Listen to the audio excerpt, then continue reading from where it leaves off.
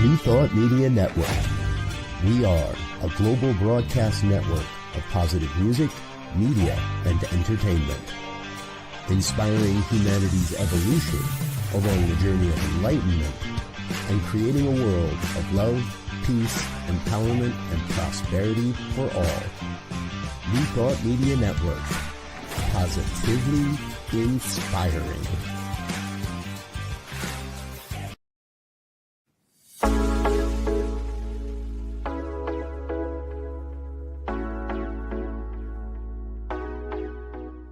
What if the person you think you are is just a fraction of who you truly are?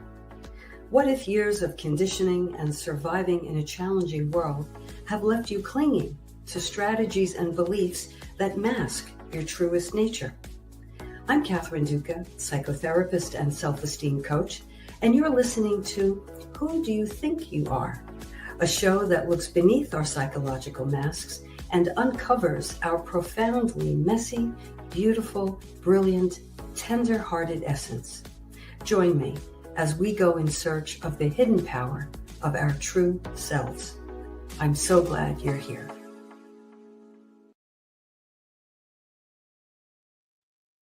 And when I say I am so glad you're here, I really, really mean it. Welcome everyone to Who Do You Think You Are? A podcast that teaches you how to have the highest regard for yourself, how to live from a place of genuine self-respect and self-love, and how to make yourself a priority in your own life. I'm so glad you're meeting me here each week for curated tips and strategies designed to help you drop your psychological mask, or at least loosen it a bit, connect with your truest essence, and simply live more easily. Because we know that when we approach life in this way, we naturally have more generosity for others, more room, and more love for one another. And isn't that a beautiful thing? So I welcome you. I welcome all my self-love builders, all wide receivers, and all red carpet walkers for tonight. Tonight, you're red carpet walkers. Why? Because, of course, tonight the Oscars are on and you're choosing to be here with me, and I am so honored. And what goes along with being a red carpet walker, I believe, is that each of us is, the lead. Each of us is the lead character in our own lives. Each of us lives a storyline.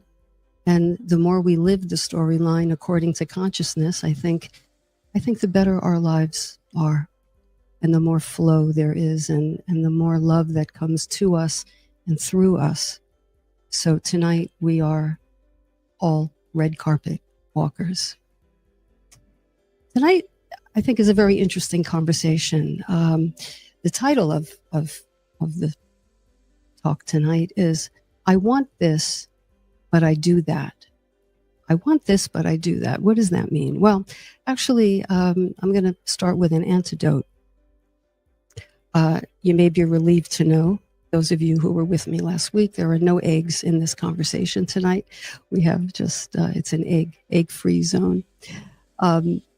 But to start with an anecdote, I would say if you were to take a survey of 100 people and ask them what they want most in life, what their overarching goal or desire is, I think the vast majority would say happiness. I want to be happy. I want my family to be happy. I want my children to be happy. Happiness. And then I think if you followed up with the next question, well, are you happy? I dare say that the majority of those people would say, sadly, I'm not happy. Now, there are many reasons. It's a complex topic. There are many reasons why we might not be happy. And we need to define happiness in the first place. But I would say that in my experience working with clients over 3+ decades, is this is a main reason.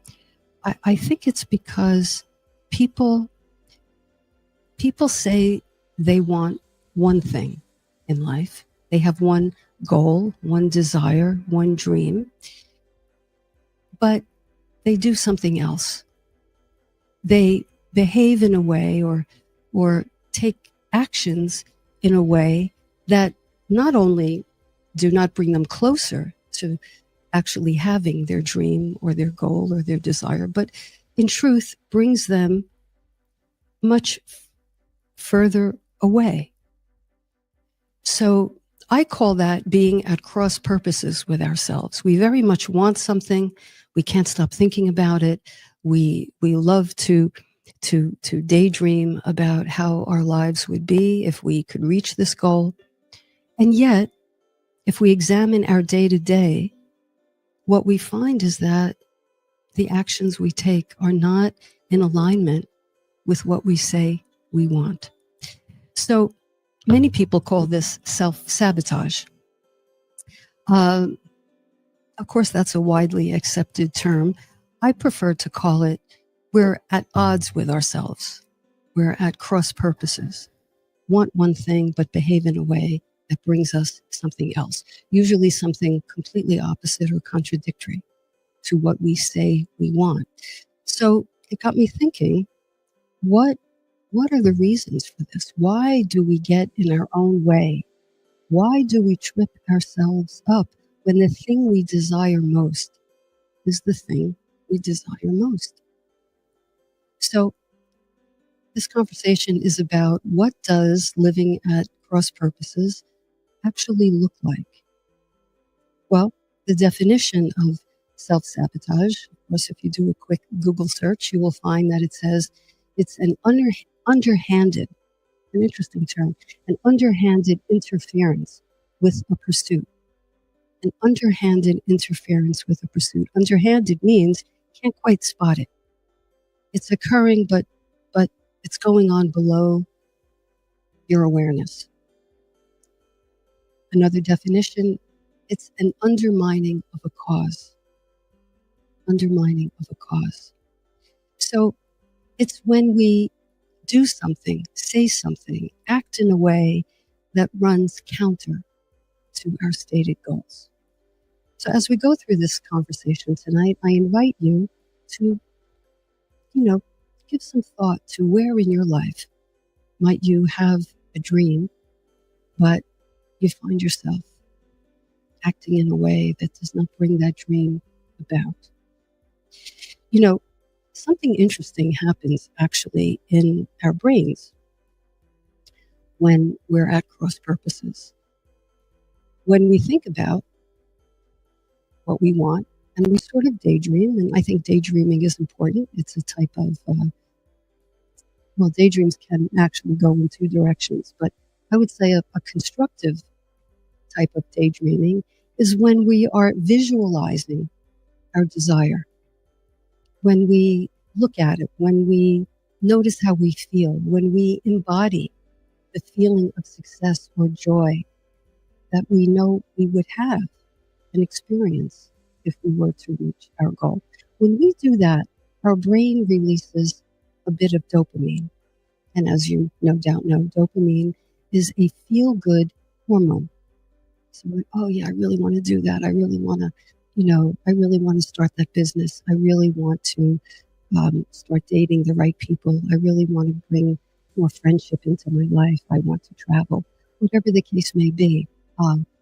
But that requires certain things of me. And therein lies the conundrum.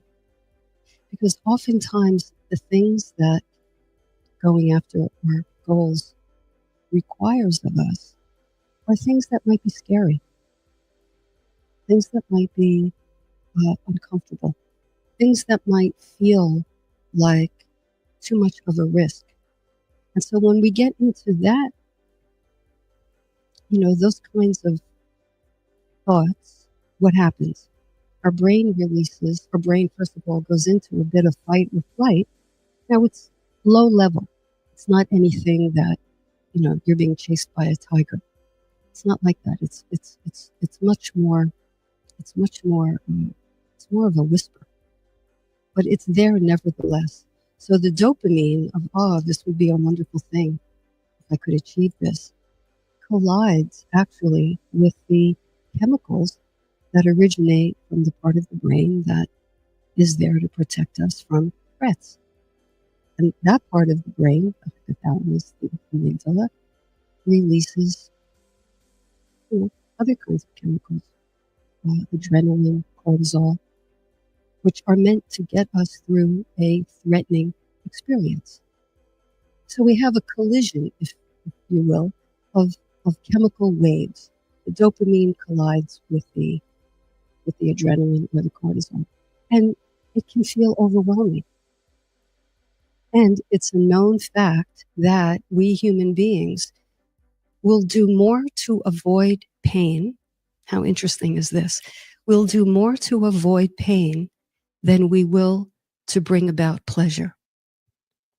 And in the mind, and by the way, the whole role of, we have three brains, and one of the brains is the reptilian brain, and it's there to keep us safe, right?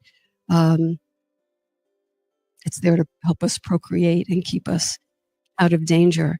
And everything we do is to keep us comfortable.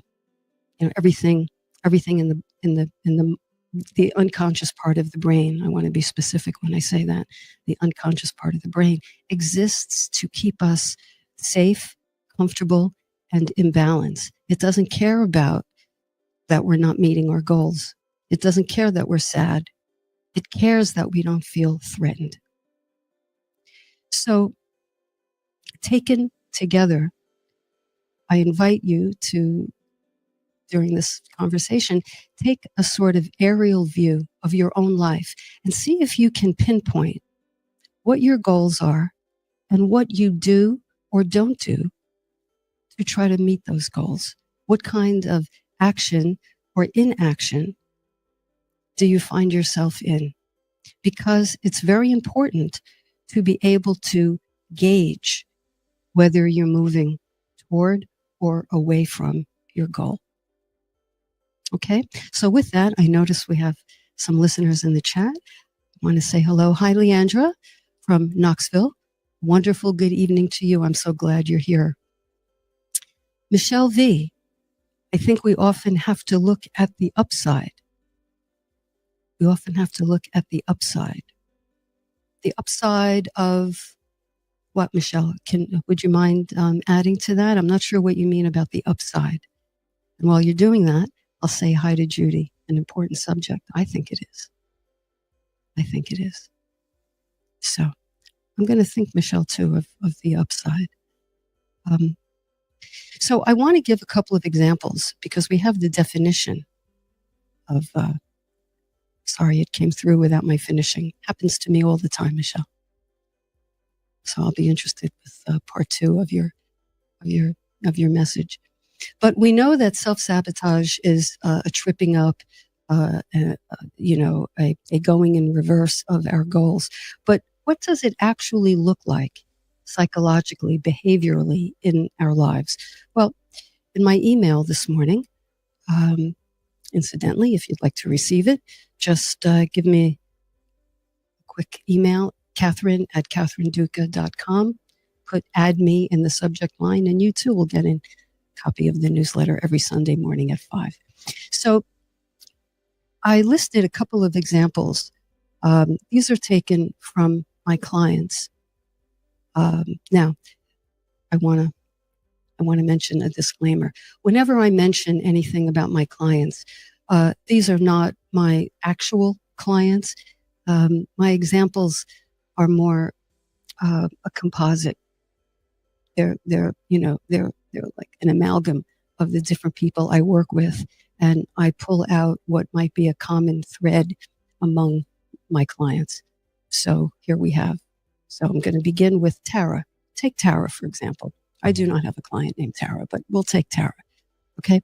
Tara really wants to date and hopefully marry a well-established professional man with whom she can enjoy a lovely lifestyle. In fact, one of the clients mixed into this composite told me she wants to date men who wear expensive jackets and ties. That's her vision. A well-established man who wears expensive suits. Okay. Who does Tara actually date? She dates men who have difficulty holding a job, men who have no savings to speak of, and men who look to her to foot the bill for dinners and even weekends away.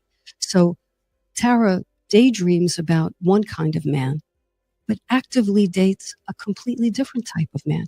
Is Tara likely to meet her goal, to realize her dream if she stays on that track? Of course not. Next, McKenna. McKenna is a content creator who wants to start her own marketing business. What does she actually do? Well, she clings to the comfort of what she knows, a nearly toxic work environment where she is continually underappreciated and undercompensated. Underappreciated and undercompensated. She consistently finds excuses to delay taking action. She uses every weekend to get together with her friends instead of perhaps putting time into a business plan. Desperately wants to start her own business, daydreams about it, takes a dopamine bath in how wonderful it would be to have the autonomy of her own business, be her own boss, call her own shots. But what does she do? She goes in the opposite direction. Sean,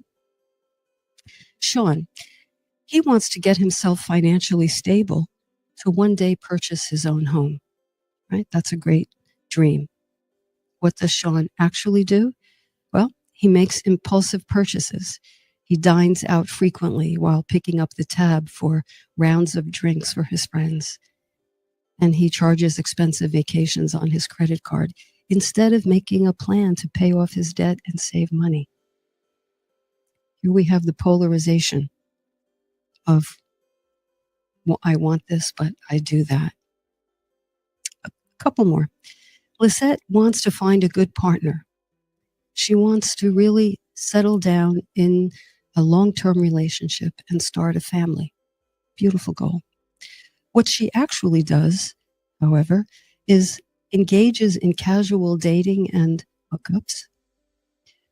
Come on, Lisette. Prioritizes attraction, chemistry over emotional connection, and avoids vulnerability. So, Lisette, doesn't have an unlimited amount of time, but this is how she's spending it. No judgment. We're going to look into what might make Lisette do this. And finally, Monica. Monica wants to leave what she describes as a loveless marriage of 11 years. Marriage counseling revealed that her husband has no interest in working on the relationship. And he said explicitly in couples counseling that he wasn't going to change anything on his end. If anything was going to change, it would have to be Monica. Not exactly a bowl of cherries. What does Monica actually do? Well, she holds on to this relationship while contemplating having an affair with a coworker, a married coworker. Can you envision the drama train coming down that track? Okay. Now, Monica, a composite of my clients, we can assume, is an intelligent woman. She knows what's going on, but still this behavior. She has yet to realize that her deepest fear is her fear of being alone. And interestingly, beneath that fear is the belief that she is unlovable. So if you have ever found yourself wanting something, but for some mysterious reason, in air quotes, you worked against your own desires, you know you have a lot of company. Okay. Now, let me go back to the chat here. Michelle, welcome. Okay. I often believe that when we sabotage, there is an upside, which sounds crazy because why do that to yourself? But if there was not an upside of sorts, we may not engage in the behavior. Well, absolutely. Now that I know what you're referring to, Michelle, I agree 100%. There is an upside. The upside is not in the realm of your conscious knowing. The upside is in the realm of your unconscious. Well, what do I mean by that? I mean that no one intentionally sets out to sabotage their success, right? Often, though, the sabotage stems from unconscious fears, past traumatic events, or ingrained negative patterns. These hidden motivations are what drives us to date the wrong people or engage in unproductive behavior. Why? Because everything makes sense. And Michelle, here's your upside. Everything makes sense in the unconscious. So if, let's say someone wants to earn more money, Sean wants to earn more money, all well and good. But what if Sean received mixed messages growing up about money and currently, unbeknownst to him, is ambivalent about having money?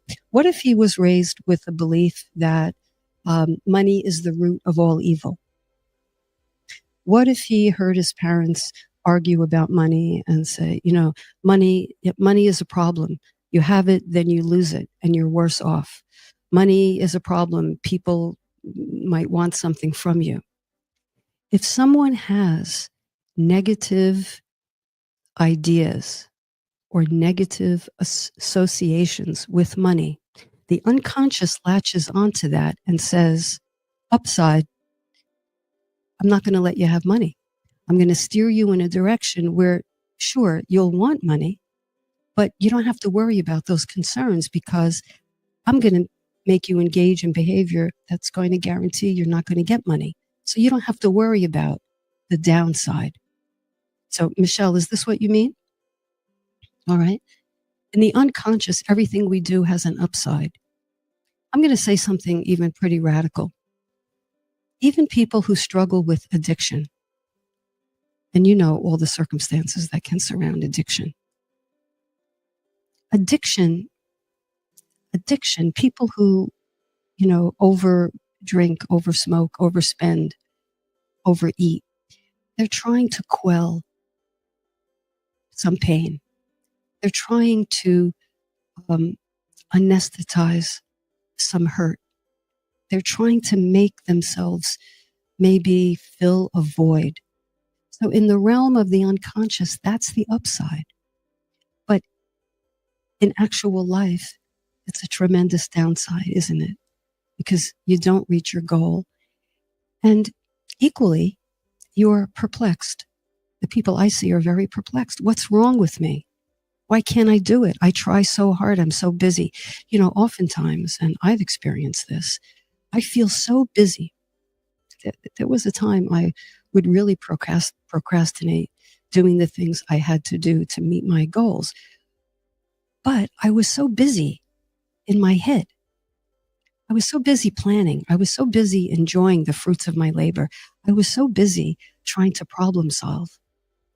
But did I do any of the things I needed to do? Not necessarily. I would prepare myself. I would sit down. I would make a cup of tea. Sometimes I would even light a candle. And then I would get this overwhelming urge to clean out a junk drawer, not a drunk drawer.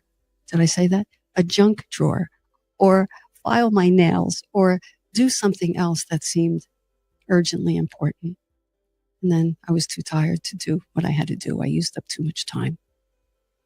So unconscious fears and motivations. Let me go to Dawn. Dawn, a mentor of mine says we need to have courage to pursue our dreams while accepting it may show up different than we envisioned or wanted. If we could practice that mindset, we'd eliminate most self-sabotage. Well, Dawn, do you think this gets at the notion of show up different than we... No, I was going to say impermanence. Not exactly. It's the idea of not being attached to outcome. we know what we want, and I do think that's important. And we sort of put our order into the universe. And we go about our business behaving in as to the best we can in alignment with that goal. But then you're right. We have to allow that the desire, once met, may show up in a different form than we envisioned. So I think that's an important thing. Don't be so attached to outcome. Thanks, Dawn. Janine, welcome. Welcome. I think I know what Michelle is getting at. There must be something we're getting out of not behaving in alignment with our goals. There is some kind of payoff, and it can be hard to identify. And I see you also wrote, it keeps us in our comfort zone. Absolutely, which is all the unconscious cares about. And all that part of the brain is concerned about safety above all else. Let me see if I'm getting to everyone. Just Judy, I think Janine is correct about comfort zone. Yeah, Michelle agrees. Yes. Yes, I love this crosstalk and conversations. Really, who needs the Oscars, right? Okay. So, we're getting long. You know what? Let's take a little break. And when we come back, I'm going to talk about some other unconscious fears and motivations. I'm going to look at briefly fear of failure, fear of success, and fear of losing control. All right. So get yourself a warm beverage, take a few minutes, and meet me back here. You're listening to Who Do You Think You Are on New Thought Media Network. Stay with me. Please help us say thank you to our organizational sponsors, including the Hefferland Foundation, Affiliated New Thought Network, International New Thought Alliance, Science of Mind Archives and Library Foundation, Center for Spiritual Living Denver, Center for Spiritual Living Midtown, New Thought Philadelphia, Planned Happiness Institute, Summit Center for Spiritual Living, One Heart Retreats, Center for Spiritual Living on the Lake, Unity Kitchener, Unity Spiritual Center, Ottawa, Om Center for Spiritual Living, Satya Center, Begin Within Ministries, Center for Spiritual Living North Jersey, Unity of Savannah, and the Center for Spiritual Living Seattle, as well as all of our individual donors. Thank you for being part of the New Thought Media Network. Please like, share, and subscribe. New Thought Media Network, positively inspiring.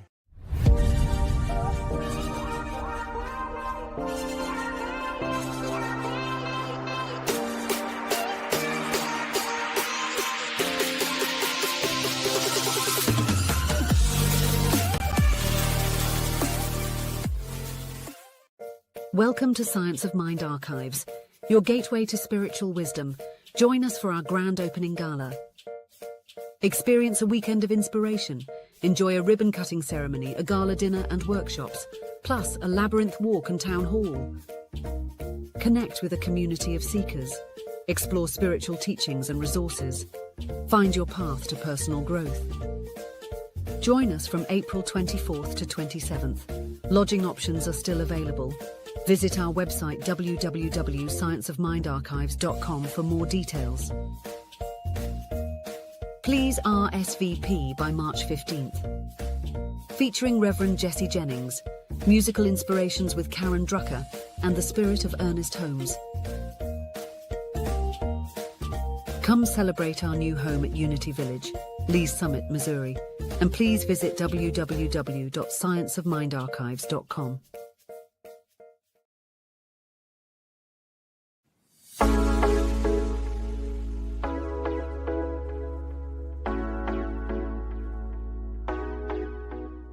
What if the person you think you are is just a fraction of who you truly are? What if years of conditioning and surviving in a challenging world have left you clinging to strategies and beliefs that mask your truest nature. I'm Catherine Duca, psychotherapist and self-esteem coach, and you're listening to Who Do You Think You Are? A show that looks beneath our psychological masks and uncovers our profoundly messy, beautiful, brilliant, tender-hearted essence. Join me as we go in search of the hidden power of our true selves. I'm so glad you're here.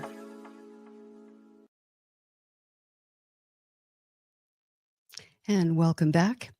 If you're just joining me, we are talking about a very interesting topic. We're talking about being at odds with our own selves, being at cross purposes, wanting a goal, having a desire, really wanting to achieve it, but for some reason, behaving in a way, doing things, taking steps that do not bring us closer to our goal, but actually puts us in reverse.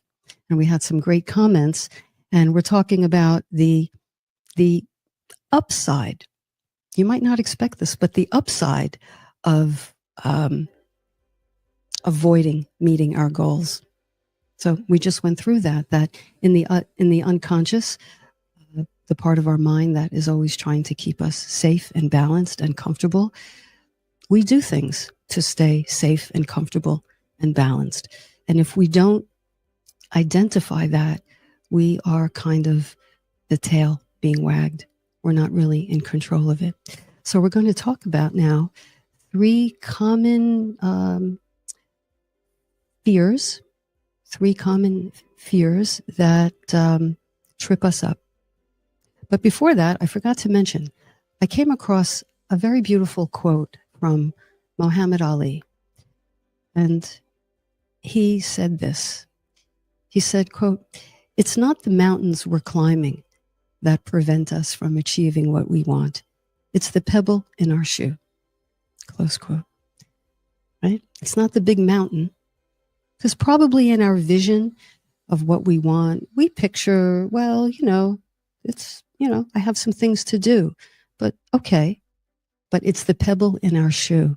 And sometimes that pebble, we become so, what's the word? Desensitized to it, so used to it, we don't really know it's there, but it's the pebble in our shoe, and it throws us off kilter. So let's look at fear of failure. Now, we hear about that all the time. What is fear of failure? Well, it's being afraid to fail, but that's just a word, being afraid to fail. And you might say, yeah, I know what that is. But what it looks like is, maybe I'm going to procrastinate. Maybe I'm going to, not read the material, whatever I have to read. I want to go for an interview, but maybe I've delayed acquainting myself with the material I need to know about the company I'm interviewing for. So fear of failure is demonstrated through this behavior that we may not know that it's in the service of our fear of failure. We might just call it, I ran out of time, or I'm overwhelmed, or I'll do it later. So for example, I was talking to someone the other day, not a client actually, but she had an important meeting that was going to be beneficial for her career. And what happened? She went to bed way too late. And not because she was anxious, but because she stayed up late watching a movie. She did not have gas in her car. She had to stop for gas in the morning. And lo and behold, she set her alarm incorrectly. She set it for PM instead of AM. And what do you think? She slept late, had to take a crazed shower, was running, and got to the interview less prepared than she should have been. Now, if I asked her, do you think you did those things because you were afraid to fail? No way. I wasn't afraid to fail. I just was busy. I just got distracted. The dog had to take the dog out. All of those things. That's what fear of failure looks like in the day-to-day. Now, I find this even more interesting than the fear of failure. This is the fear of success. The fear of success. Well, this one manifests as a worry that if we achieve success, there are going to be some downsides, Michelle. There are going to be some downsides. What will I have to do to maintain it? How hard will I have to work? What will I have to give up in my life? What if I have it and I lose it? What if people are envious of me? What if people judge me? So, you know, those are the supports, if you will, that support this top level conundrum of fear of success. If I'm successful, I'll have to step out, right? Someone said comfort zone. I'll have to step out of my comfort zone. I will have to be more visible. I will have to feel a bit exposed. The answer is yes, you will. And so if that feels too scary, your unconscious is going to take you off the hook, not even give you anything to worry about. It's just going to throw these excuses that you're going to call, and I have called them, you know, this excuse and that excuse. But I hope tonight's conversation helps you begin to link the two. I set my alarm incorrectly because I didn't get gas, because I waited till the last minute, because so-and-so. Because if I really step out, I might be judged. I might be criticized. And those are things that stop many of us in our tracks. All right, I saw more comments in the chat. Still Bill. Welcome, Bill. I'm still going to say aloha to you. I remember when I was trolling bars and picking up trash instead of looking for a quality person. Counterproductive and a waste of time. Right? Yeah. You know, I always say, Bill, tell me if you agree with this. I always say waking up from a fog, waking up from these old patterns that we do habitually is not for the faint of heart. Because when you wake up and you get to a more productive place, invariably you have to also look at how you weren't there the whole time. You were in a different space, as Bill is sharing with us. You know, so waking up has a little bit of ouch to it, a little bit of maybe wincing, a little bit of regret. But that's all part of moving forward. That's all part of, you know, relinquishing those old patterns. So thank you, Bill, and thank you for sharing that part of your life with us. Very freeing. Dawn is, I think, saying to Michelle, very freeing indeed, but not particularly easy to attain. Well, let's talk about, thank you, Dawn. Let's talk about some things we can do to break the cycle of self-sabotage or being at cross purposes. Number one, recognizing this paradox is step number one and the most crucial step. Okay, so when you have a goal, or if you have a goal now, ask yourself, have my actions been bringing me closer or bringing me further away from the goal?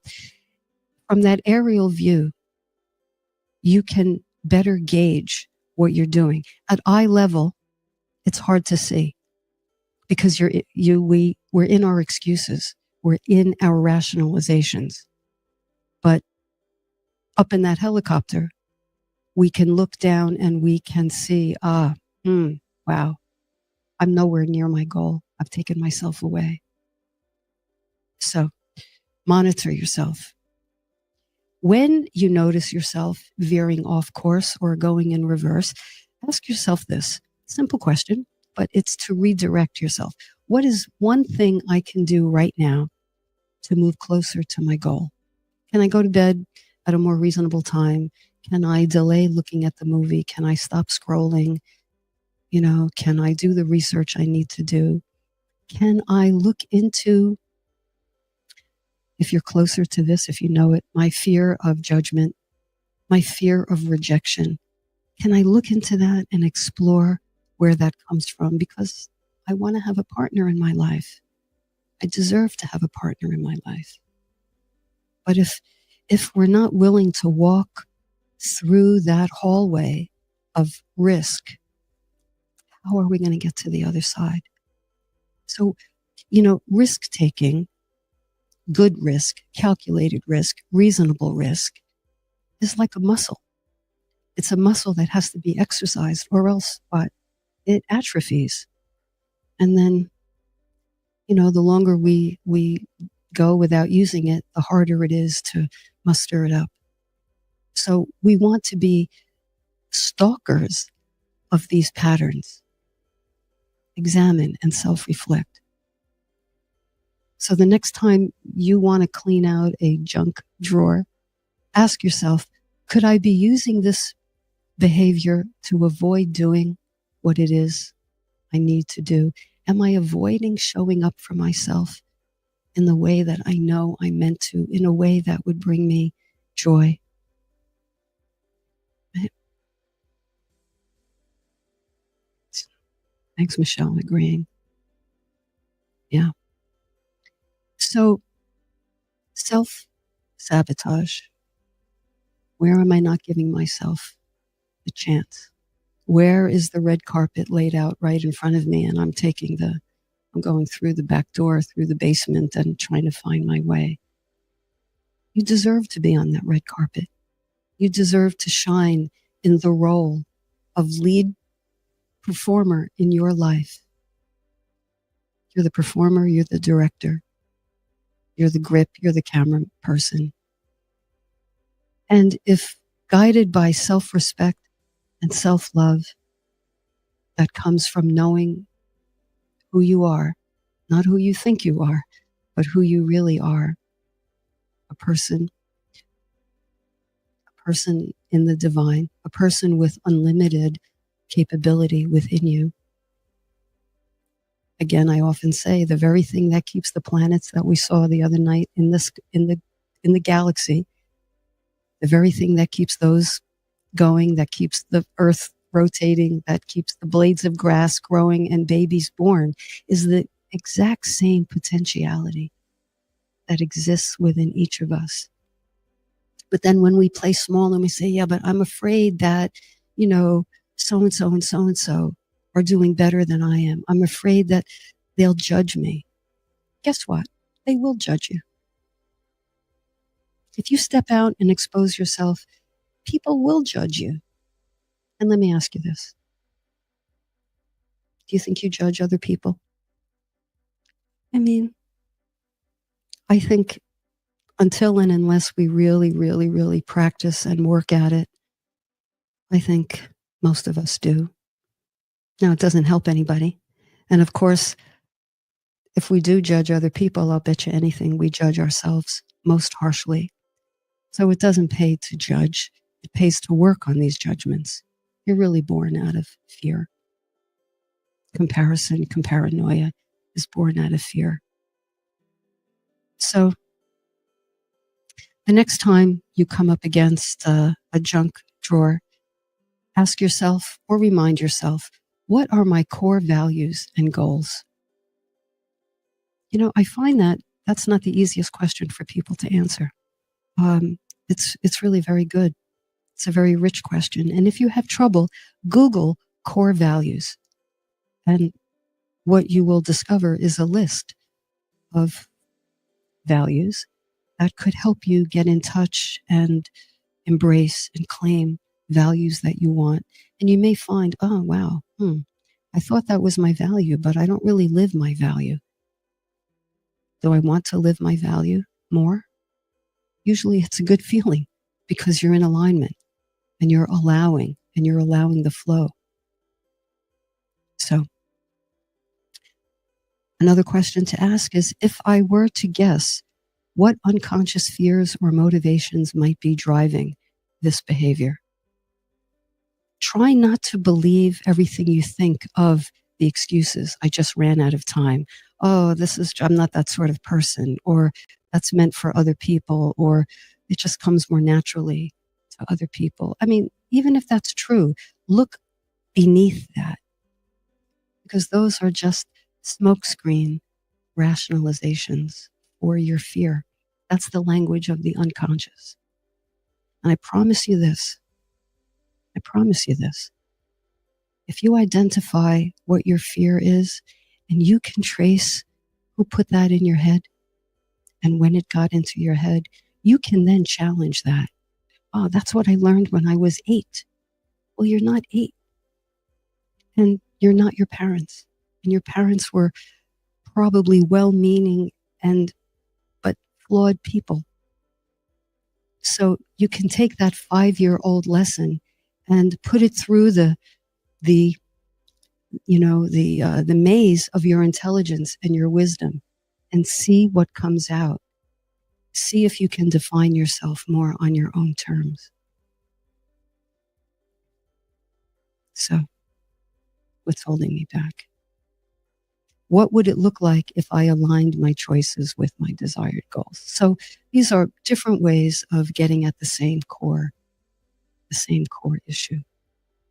It's time to stop hovering on the surface. It's time to go deeper with ourselves and improve our relationship with ourselves. The relationship we have with ourselves is the most important one we'll have. When we wake up at 2 a.m. and we're in our head and have those scary thoughts, who else is in there? Nobody. It's the relationship, the trust we have with ourselves. Okay. Let's go again. Just Judy. I once told my doctor I wanted to live a long life. She said, "Do you really?" It was a challenging question. I had to look at my negative behaviors that might prevent me from living a long life. That's true.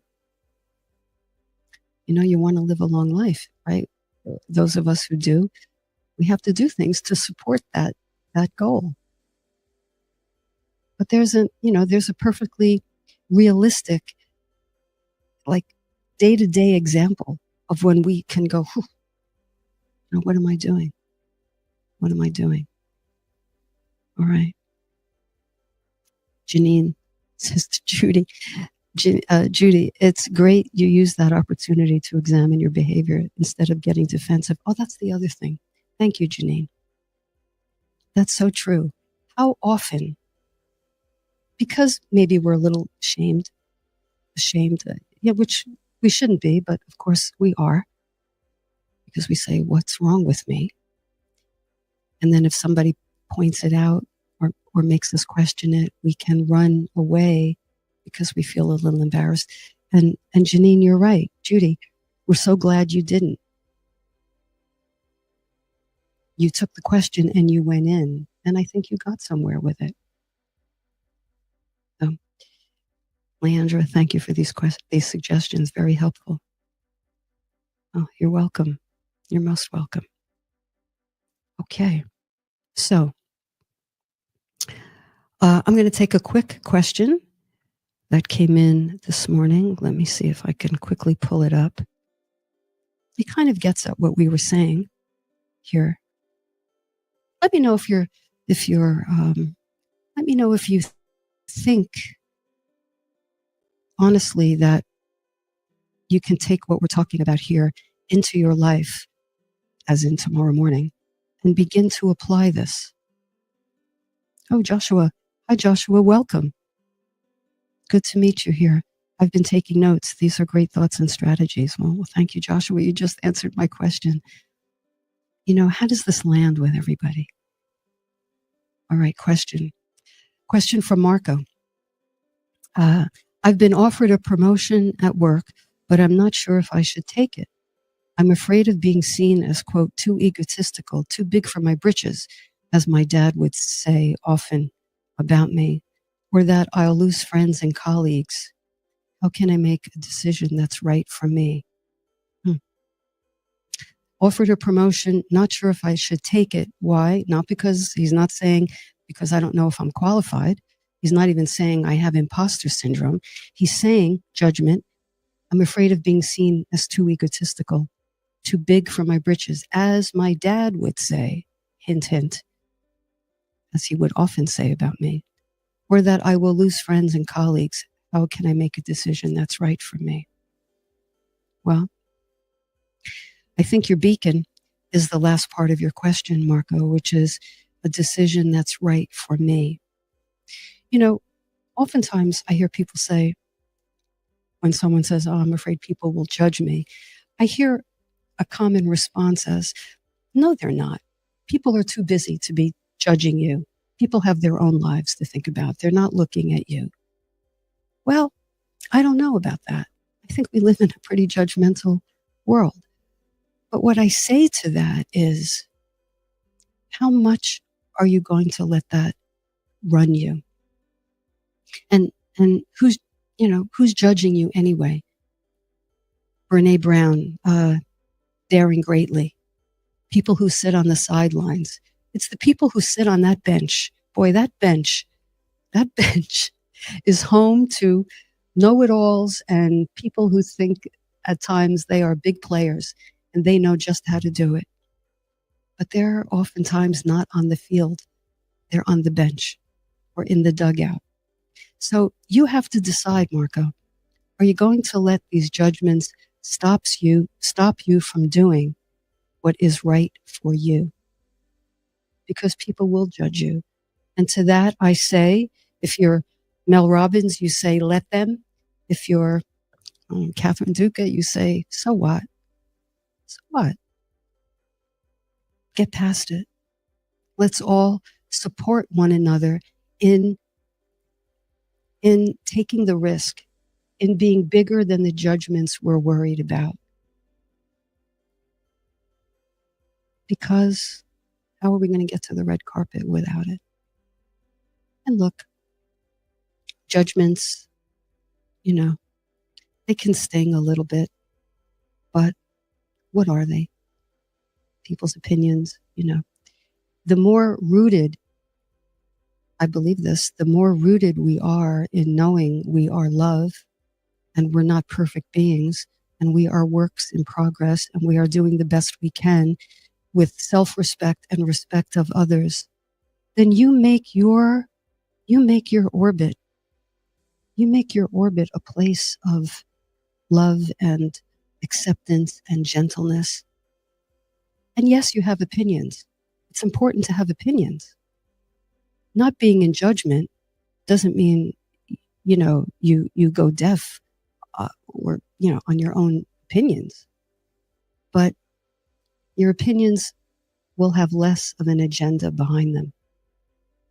So that could be a whole show. So to Marco, I say, be in contemplation of what's right for you. Does this new position stimulate you? Does it allow you to use your gifts and your talents? And if your dad told you you were too big for your britches when you were younger, maybe you demonstrated curiosity. Maybe you took chances to learn something different. Maybe you tried something and failed. And your dad, trying to help you, said, oh, son, you're too big for those britches. Bless your dad and take the wheel now as an adult. And if this promotion is in your interests, consider allowing yourself to go for it. And after that, allow the judgments to roll off as best you can. And you know what? You may find this, that there are more people who support your promotion and who are happy that you went for it. And if they're not, it might be because, this can go on and on and on. It might be because they would like to go for a promotion, but they have fear of failure or fear of success, and they don't want to be judged by you because to them, you're the other person. So, we're all just doing the best we can with what we have. Let's not glorify or magnify. Magnify, I think, is the word I prefer. People's judgments. They're just opinions. Stand in your own power, my friends. stand in your own power. So let's make it a let's all stand in our own power. And so in this cross conversation here where you're supporting each other,